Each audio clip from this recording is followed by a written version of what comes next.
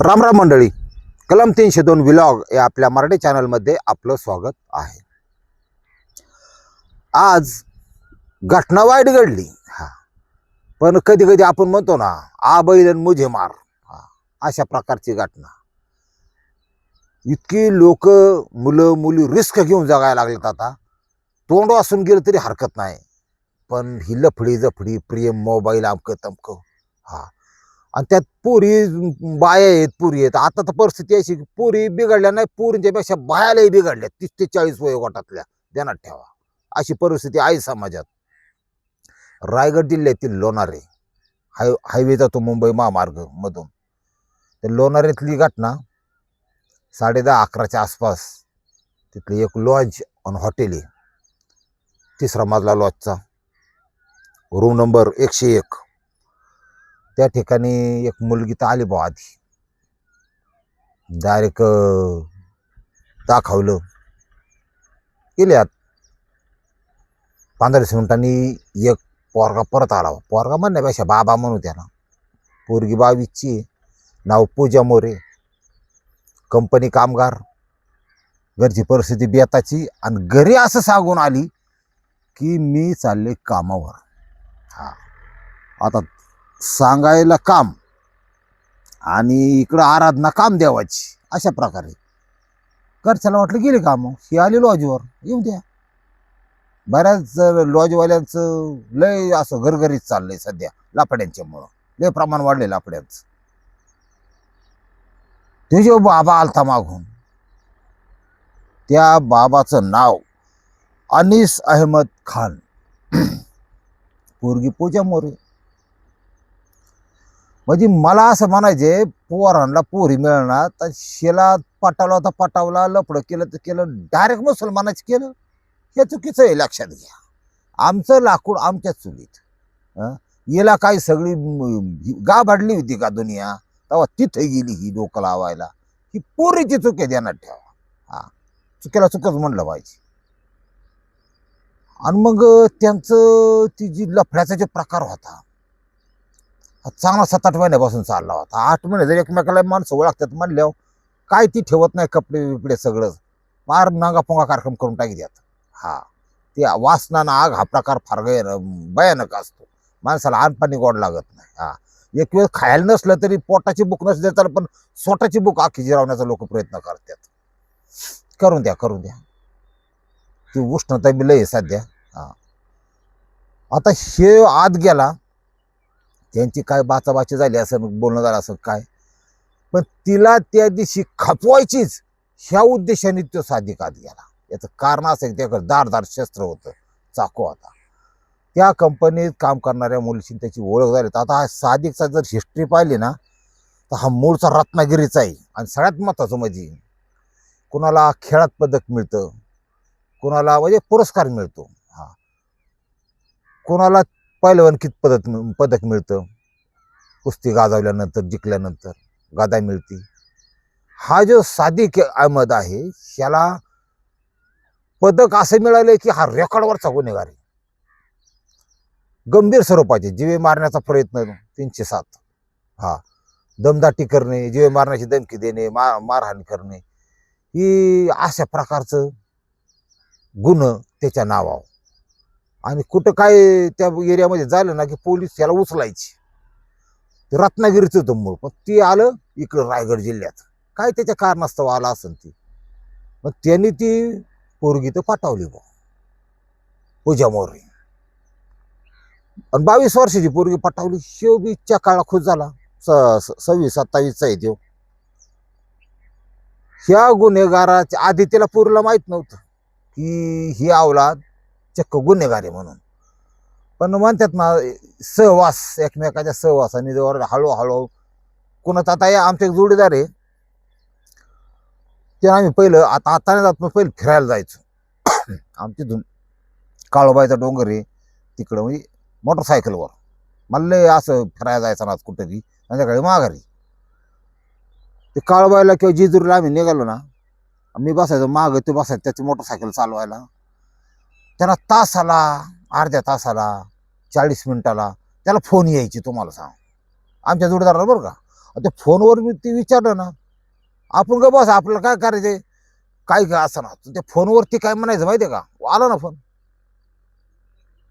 राम राम, अहो करतो, थोड्या अडचणी आता करतो काम तुमचं, पैसे नका काळजी करू. ती ठेवल्या दुसरा म्हणायचं, नाही नाही म्हणजे सोसायटी निघणार आहे, मग त्यावेळेस करू, तवर सांभाळून घ्या जरा.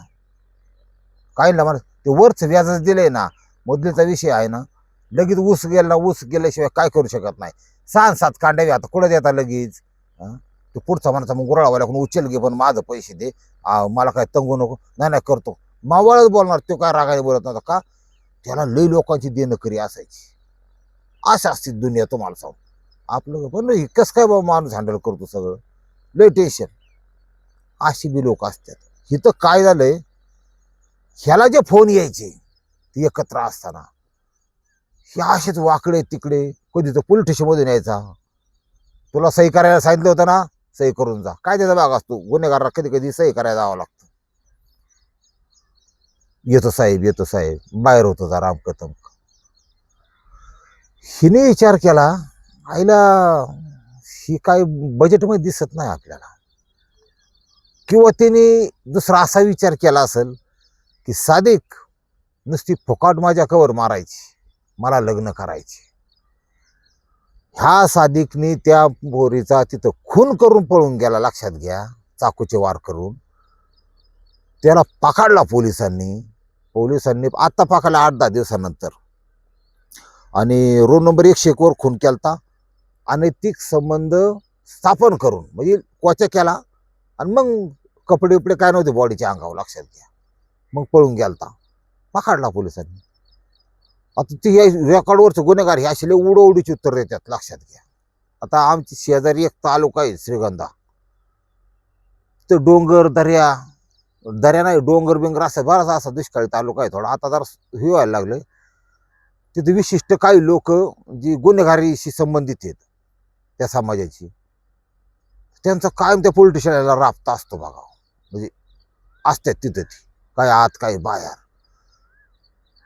त्यांना वाटलं की आज संध्याकाळी आपल्याला चौकशीसाठी बोलावले, पोलीस हानमार करू शकतात. ते काय करतात, स्वतःच्या वंजळीत लगेच जात नाहीत, ती संध्याकाळी 7-8 वाजता स्वतःच्या वंजळीत स्वतःची लघवी धरणार, आणि 1-2 वंजळी लघवी पिऊन येणार. बघा, त्यांचं असं मत आहे की लघवी पेलं की मारहाणीत बधीरपणा येतो, लय वेदना होत नाही. इतकी दुनिया पुढे गेली गुन्हेगारांची. आणि हा साधे काम आहे तर रेकॉर्डवरचा गुन्हेगार. मग त्याला पकडला, त्याला विचारलं, त्याची चौकशी केली व्यवस्थितरित्या. कारण काय, आता त्याचा ह्या बोटाचा थोका ह्या बोटावर चाललाय सध्या. पोलिसांना मुख्य जाणून घ्यायचंय की ह्यांनी हे का केलं. 2 कारण सध्या त्या सपोर्टला त्या समोर येतात. त्याला दुसरी मुलगी आवडली होती, तिच्याशी लग्न करायचं होतं, आणि ही माग लागली होती, माझ्याशी लग्न कर, नाही तर तुला मग कंप्लेंट करते, माझ्याशी अत्याचार केला म्हणून सांगते, असं धमक्या द्यायची. तिला आपल्या रस्त्यातून बाजूला काढण्यासाठी म्हणून तिचा काटा काढला. हा एक झाला एक पॉइंट. दुसरा पॉइंट असा आहे की ह्यालाच ती नको होती. लग्नाची मागणी ती म्हणजे लग्नच कर, ती एक पॉइंट झाला. ह्याच्यात तुम्हाला खरं सांगतो, ही अनैतिक संबंधात शेवट डायरेक्ट मारामारीपर्यंत विषय जातो कसं काहीच कळत नाही. कारण 2 शरीर, स्त्री आणि पुरुषाचं संबंध करताना, मग ती एक शरीर संबंधी अशी एक प्रक्रिया आहे. भले कोणाचे 5 मिनिटं चालू, कोणाचे 15 मिनिटं चालू, 20 मिनिटं चालू, पण त्या क्रिया चालू असताना माणूस स्वतःचं भान हरपतो. ते स्वतःचं अस्तित्व, कर्ज, काय कुठं काय दोखा बिका काय नाही, सगळं देहभान विसरून तल्लीन होत्यात. ह्या क्रियेला असं वाईट कसं म्हणता येईल. फक्त कोणाबरोबर करता येईल याच्यात वाईटपणा आहे, ध्यानात ठेवा. उत्पत्ती त्याच्यातून होती, मग त्याला वाईट कसं म्हणता येईल. त्याच्यामुळं काही करा, पण लफडी करू नका. लफडे केलं की शॉट झाला म्हणून समजा. काही का असा अजूनही पोलीस आपलं पोलीस डिपार्टमेंट सत्य बाहेर येईल आणि ह्याचं ह्या बोटावून त्या बोटावून त्या बोटावून ह्या बोटावर थुका लावायचं जे काम चाललंय ना त्याच्याकडून स्पष्टपणे माहिती करून घेतलं पाहिजे की बाबा हत्या कशामुळे केली.